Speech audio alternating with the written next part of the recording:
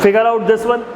She is driving and a man with a beard, baldness, lipstick लगा रहा, भाई साहब बेहतरीन लिपस्टिक लगा रहा, बढ़िया। ये लड़कियों के काम है, आगे बैठ के और बैठ के लगा रहे हैं भाई साहब, वो लड़का लगा रहा है यार। अब ये घुरा रही है, तो तुम ये बताओ इस पिक्चर को देख के क्या तुम्हें ये डाइजेस्ट हो रहा है? ऐसा हो सकता है, आज के ज़माने में हो सकता है, लेकिन फिर भी 90% केसेस में ऐसा नहीं होता। यानी ये वाला बिहेवियर क्या एक्सेप्ट करेंगे? नहीं करेंगे। मेहमान आए, मम्मी बैठी हैं, सोचो ज़माना चेंज हो गया, पापा मम्मी कहाँ है?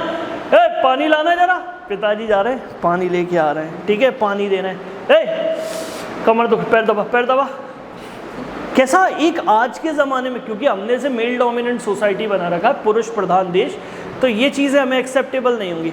लेकिन सोचो वो स्त्री जो 24 घंटे की लेबर है, आज फेमिनिज्म अगर देखा जाए 24 घंटे की लेबर, हमने क्या बना लिया है? हमने यही सोचा है कि वो एक 24 घंटे की लेबर है जो बीमार हो, भूखी हो, परेशान हो, मानसिक रूप से प्रताड़ना हो, लेकिन वो कहीं ना कहीं घर में एक बंद रहती है भाई साहब, उसके लिए कोई सोशल एन्जॉयमेंट नहीं है। माँ बीमार भी हो तो भी उठ के रोटी बनाती है कि नहीं बनाती? हमें खाने से मतलब है, हम ये चीज़ नहीं देखते। लेकिन आप सोचो so called labour for 24 hours and 365 days, अगर उसका क्राइटेरिया चेंज करके एक आदमी को दे दिया जाए, आदमी उसके चल तू साड़ी पहन, मैं कह रहा हूँ पूरा दिन हो जाए चुन्नटन में ही रह जाए, ऐसे फिर तो आदमी थोड़ी देर बाद ऐसे कर ले, कहते लो आमची मुंबई मराठा, काम खत्म भाई, ऐसी वाली साड़ी पहनेंगे, टेंशन खत्म, ना चुन्नट का ना पल्लू का।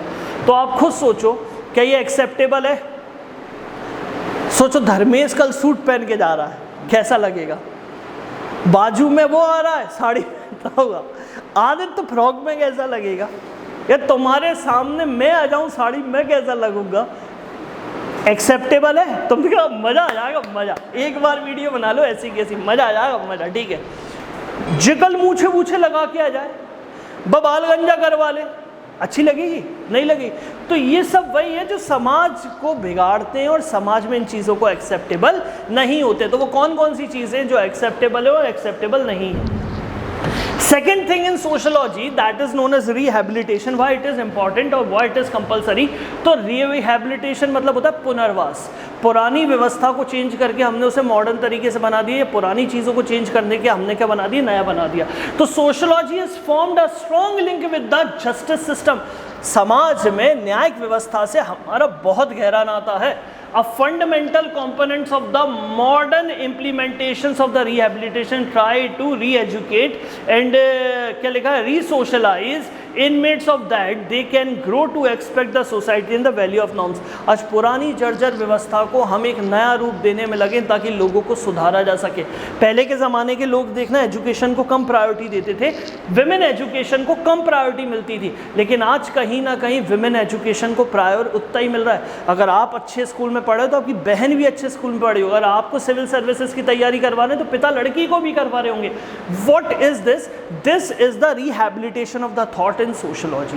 यानी समाज शास्त्र में पुनर्वास किसे कहते हैं? पुनर्वास वह विचारधारा है जिसके द्वारा पुरानी जर्जर व्यवस्था को एक नया और सुदृढ़ रूप दिया जाता है समाज के अकॉर्डिंग। वो क्या कहलाता है? रिहैबिलिटेशन। ठीक, अगली चीज, ऐसे कई स्कूल ऑफ थॉट्स हैं जो इसमें क्या कर रहे हैं? एक्टिव रोल निभा रहे हैं या एक्टिव वर्क कर रहे हैं। तो sociology had deliberated among themselves among the real nature of society social changes and become more diverse. Sociology needs to consider the culture diversity and the consider social issues. देखो भैया, समाज में अगर समस्याएं उठाने वाला कोई आदमी है ना तो वो सोशलॉजिस्ट ही है। आज अपन सोचते हैं अभी यूपीएससी के हिसाब से या किसी भी सिविल सर्विसेज के हिसाब से करंट मुद्दा बहुत अच्छा चल रहा है, uniform civil code of law. एक समान सिविल सेवा, यानी सिविल न्याय या न्यायिक सेवा, समान न्यायिक सेवा, uniform civil code of law. अच्छा है कि बुरा है? भाई साहब बहुत अच्छा है। जब हम एक देश में रह रहे हैं, एक देश का खा रहे हैं, एक देश से कमा रहे हैं, तो एक ही देश के एक ही कानून को फॉलो करेंगे, सब पे समान रूप से लागू होगा। ये तो बहुत अच्छी बात है। कुछ वर्ग, कुछ कम्युनिटीज़ इसको अपोज कर रही हैं। क्यों अपोज कर रही हैं? उनका कहना है कि हमारे फला का अलग कानून है और हम हमारी कास्ट और कम्युनिटी के अकॉर्डिंग वो कानून फॉलो करेंगे। तो उन्होंने कह दिया सॉरी। इसी के तर्ज पर 4-5 साल पहले कानून लाया था जिसका नाम था ट्रिपल तलाक। सबको अच्छी तरीके से पता है। सोचो किसी कम्युनिटी में एक औरत को एक यूज्ड पार्ट समझा गया और वो चाहें तो कभी भी उसे रख सकते हैं और कभी भी तलाक दे सकते हैं। अब ये तलाक देने के बाद अगर उसे दोबारा से उससे शादी करना हो तो उसकी शादी पहले किसी और से करवाई जाती है, उसके बाद आप शादी करोगे। ये कैसा लॉ है यार? मतलब फीमेल का अपनी कोई डिग्निटी नहीं है, she is just like an object. ये ट्रिपल तलाक का मुद्दा था, ट्रिपल तलाक का मुद्दा ही फेल कर दिया। और अब पहले क्या होता था, जो शरीयत के अकॉर्डिंग जो भी तलाक देता तो जो महर की रकम अदा तय करी जाती थी तो सिर्फ वही रकम मिलती थी, उसके अलावा कुछ नहीं मिलती थी।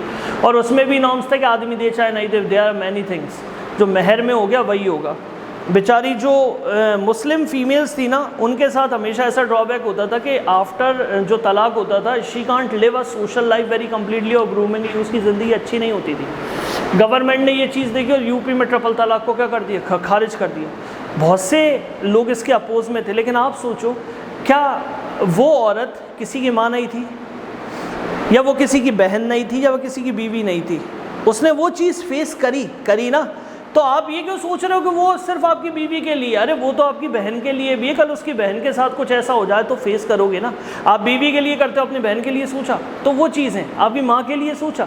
तो ट्रिपल तलाक क्या हुआ? समाज में जो भी गंदगी थी, जिस चीज़ को नॉर्म्स नहीं थे, अब आप ट्रिपल तलाक के फैसले, अब हिंदुत्व में कितना अच्छा तलाक है। अब इंडिया की तरफ देखो, हिंदुओं में देखो, आप सिर्फ ये कह दो कि मुझे तुझे तलाक देना है, लड़की डैम स्मार्ट है, सोशलॉजी में रह रही, उसको पता है इसने तलाक की कह दी, अब मुझे क्या करना है, मुझे 2 दिन प्लानिंग करनी है, और वो प्लानिंग करके सबसे पहले घर का पूरा पैसा देखना है, रकम देखना है, और जहाँ जहाँ लीगल डॉक्यूमेंट है वो सब एक दिन पहले ही झोला बना के और घर पे फ़ोन लगा दी थी, आओ भैया आओ लेने आओ, वो सब लेके चलिए। उसको पता है सोना एक फिक्स्ड एसेट है, उसको वो लेना ही लेना है। अगली चीज़, आप तलाक की बात करो, ट्राली भर के आएंगे और आपको जीजा जी से जीजा जा बना जाएंगे, सूद साथ जाएंगे। उसके बाद केस चलेगा दहेज प्रथा, महिला, और जाने कहाँ के केस लगा देंगे। आदमी जो सोचेगा अब क्या करूँ भैया, मैं ऐसा काम नहीं कर सकता। तो समाज में नॉर्म्स है बॉस।